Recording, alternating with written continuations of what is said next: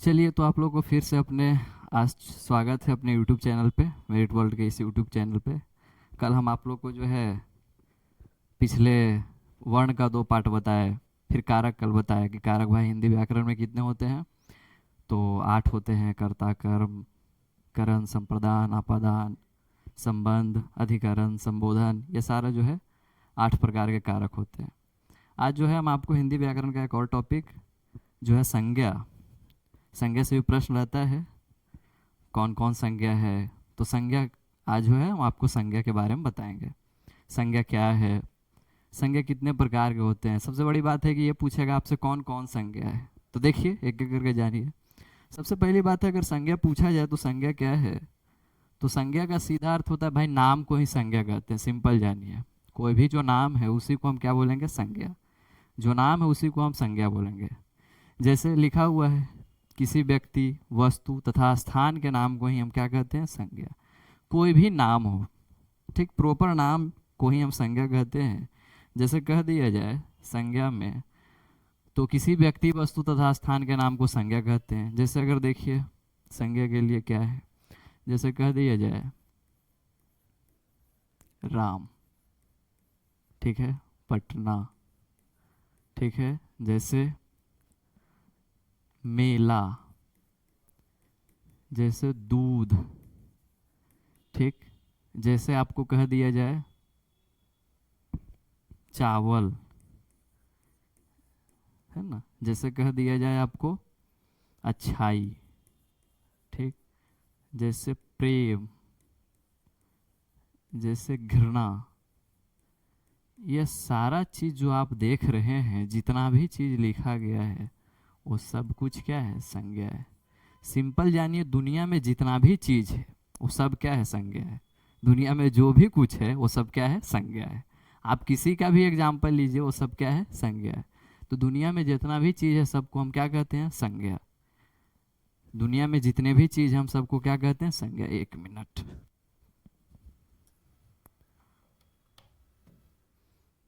है ना, जो भी चीज है दुनिया में वो सबको हम क्या कहते हैं, संज्ञा। तो संज्ञा क्या है देख लिए। अब रही बात कि संज्ञा भाई कितने प्रकार के होते हैं, चूंकि प्रकार पूछता है आपसे कि संज्ञा कितने प्रकार के होते हैं। तो संज्ञा का अगर प्रकार देखा जाए तो संज्ञा जो है 5 प्रकार के होते हैं। संज्ञा कितने प्रकार के होते हैं, 5। सिंपल है, कौन है 5 प्रकार के। तो देखिए 5 प्रकार का नाम हम आगे लिख दिए हैं। 5 प्रकार कौन है, व्यक्तिवाचक संज्ञा, जातिवाचक संज्ञा, समूहवाचक संज्ञा, भाववाचक संज्ञा, और एक है आपका जातिवाचक संज्ञा। व्यक्तिवाचक संज्ञा, जातिवाचक संज्ञा, भाववाचक संज्ञा, समूहवाचक संज्ञा और द्रववाचक संज्ञा। इस तरह संज्ञा का क्या प्रकार हुआ बाबू, 5। सिंपल जानिए संज्ञा कितने प्रकार के होते हैं, 5। अब एक एक करके जानिए कि संज्ञा भाई 5 प्रकार कौन कौन है। तो पहला देखिए आपका व्यक्तिवाचक संज्ञा। अंग्रेजी में अगर इसको लिखना चाहे तो आप लिख सकते हैं प्रॉपर, प्रॉपर नाउन, ठीक है। व्यक्तिवाचक संज्ञा को क्या कहते हैं, प्रॉपर नाउन। प्रॉपर नाउन क्या है, जिसे किसी पर्सनल व्यक्ति को जाना जाए। सिंपल यानी जिसका उसका कोई पर्सनल नाम हो, उसी को हम प्रॉपर नाउन कहते हैं। जैसे कि देखिए कुछ एग्जांपल भी दिए, जैसे हिमालय, जैसे भारत। जैसे अगर आपको कह दिया जाए, जैसे कह दिया जाए राम, जैसे कह दिया जाए पटना, ठीक है, जैसे कह दिया जाए आपको नेपाल। ये सब देखिए प्रॉपर नाम है। जैसे कह दिया जाए सीता, ये सब प्रॉपर नाउन है। अब कहोगे लड़का, तो लड़का क्या प्रॉपर नाउन है किसी का? अरे भाई लड़का में दुनिया भर सभे आ गया, तो लड़का में प्रॉपर किसी का नाम होना चाहिए। जैसे ही प्रॉपर किसी का नाम रहेगा उसको हम क्या बोलेंगे, तो व्यक्तिवाचक संज्ञा। जैसे ही प्रॉपर नाम आना चाहिए, तो कि जिससे, जिस संज्ञा से अगर आपको पूछे कि व्यक्तिवाचक संज्ञा क्या, तब बताइएगा जिस संज्ञा से किसी खास व्यक्ति, वस्तु तथा स्थान के नाम का बोध हो, उसी को हम क्या बोलेंगे, प्रॉपर नाउन यानी व्यक्तिवाचक संज्ञा। सिंपल है, जिसे किसी खास पर्सनल व्यक्ति को जाना जाए उसको हम क्या बोलेंगे, व्यक्तिवाचक संज्ञा, यानी हम उसको बोलते हैं प्रॉपर नाउन। ठीक है, कोई दिक्कत? तो जैसे लिख दिए। इसी तरीके से बहुत सारे एग्जाम्पल है, जैसे सोहन, जैसे कह दिया जाए काली गाय। देखिए काली गाय का मतलब क्या हो गया, गाय तो है लेकिन ये विशेषता है कि कोई विशेष गाय की बात की जा रही है, वो है काली गाय। दूसरा आइए, दूसरा अगर आपसे पूछे, दूसरा है जातिवाचक संज्ञा। जातिवाचक संज्ञा को अंग्रेजी में हम बोलते हैं कॉमन नाउन। क्या बोलते हैं, कॉमन नाउन। ठीक। कॉमन नाउन जो पूरा समूह को लेके आएगा, जिससे पूरी जाति का बोध होगा। जैसे ही पूरा जाति का बोध होगा हो जाएगा, वो सब क्या होगा? Common noun. समझ में आ रहा है? जिससे पूरा समूह का बोध हो। जैसे कह दिया, जैसे कुछ एग्जाम्पल लिखा भी है, जैसे कह दिया जाए, अगर हम कह दे कि जैसे गाय, तो भाई गाय का मतलब ये हो गया कि गाय एक पूरा समूह में आ गया। ठीक, पूरा गैया को ले लिया गया, कोई गाय स्पेसिफाई करके नहीं बताया कि यही गैया है। गाय मैंने पूरा गाय को। जैसे कह दिया जाए लड़का, लड़का में भी क्या है, कोई प्रॉपर लड़का की बात नहीं की जा रही है। जैसे लड़की, सब लड़की को ले लिया गया है।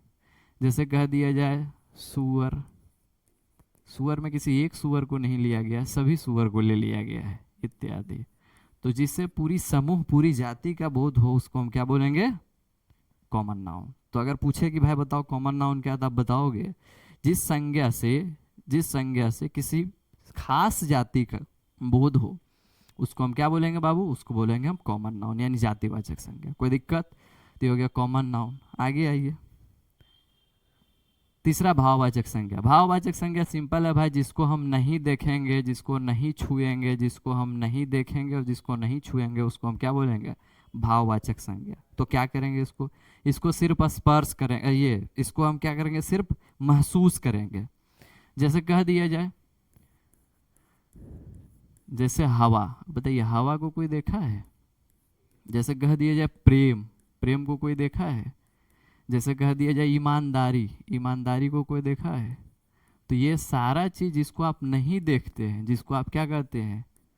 बेईमानी, जिसको आप सिर्फ महसूस करते हैं, ईर्ष्या, है ना, घृणा,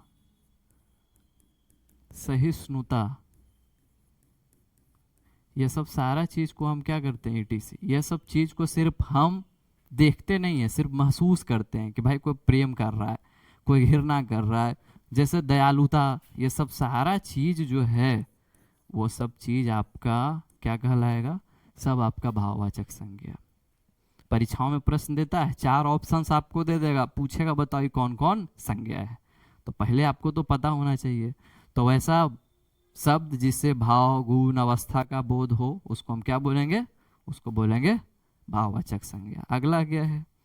अगला आपका समूहवाचक संज्ञा। भाई जो समूह में रहेगा, सिंपल है, जिस संज्ञा से किसी समूह का बोध हो, एक दो को नहीं रहेगा, पूरा समूह रहेगा।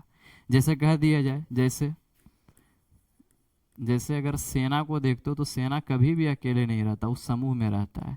जैसे क्लास जब होता है, वर्ग, क्लास, क्लास जब भी होता है तो समूह में होता है। ठीक, ये सब। जैसे चाबी का गुच्छा, चाबी का गुच्छा। जैसे कह दिया है आपको अंगूर का गुच्छा। तो ये सब चीज जो आप देख रहे हैं, वो सब क्या रहता है? एक समूह में रहता है, अकेले नहीं रहता है।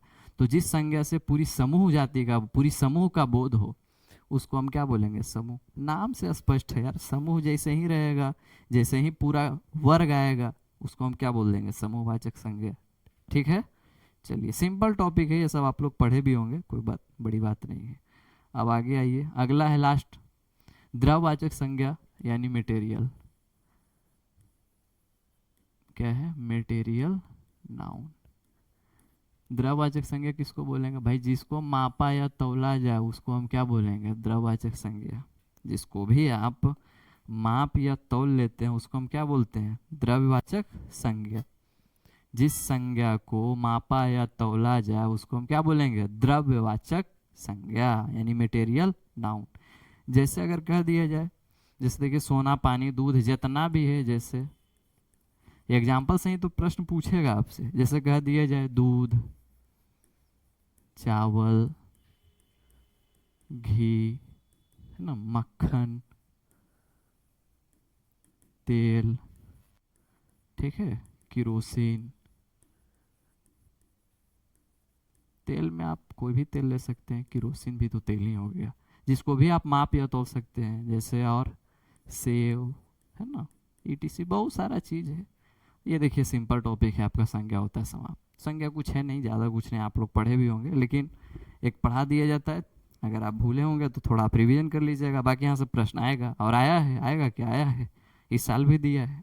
तो आपका गाँव में पीछे पी बाई क्यू जाकर लगाते रहिए, संज्ञा खत्म हुआ जाकर लगाइए। ऐसा तो हम लाएंगे, पिछले 5-5 साल का हम लाएंगे। तो ये हो गया आपका संज्ञा। संज्ञा के जस्ट बाद आता है सर्वनाम। तो सर्वनाम अगले दिन देखा जाएगा, फिर भी हम थोड़ा बहुत बेसिक जानकारी देखते हैं। सर्वनाम होता क्या है? संज्ञा होता है देखिए समाप्त। अब अगला जैसे पूछ दिया जाए सर्वनाम क्या होता है, देखिए सर्वनाम। देखिए सर्वनाम दो शब्दों से मिलकर बना है। अगर आप सर्वनाम को देखते हैं तो सर्व और इधर है नाम।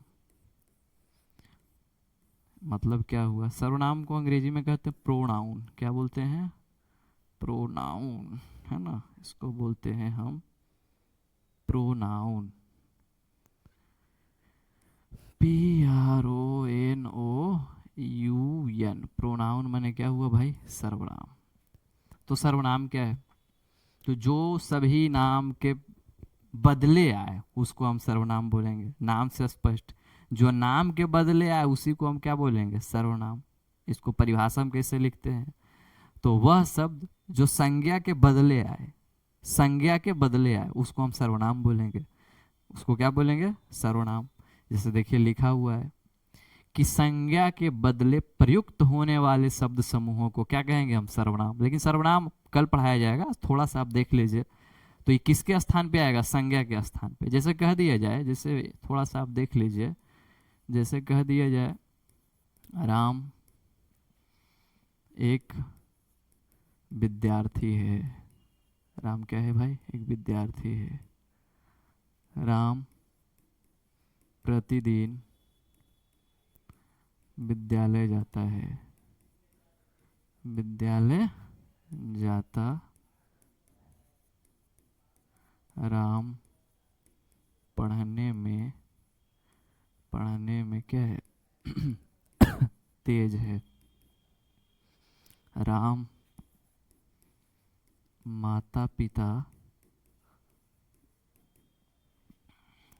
के आज्ञा का क्या करता है? पालन करता है। पालन करता है।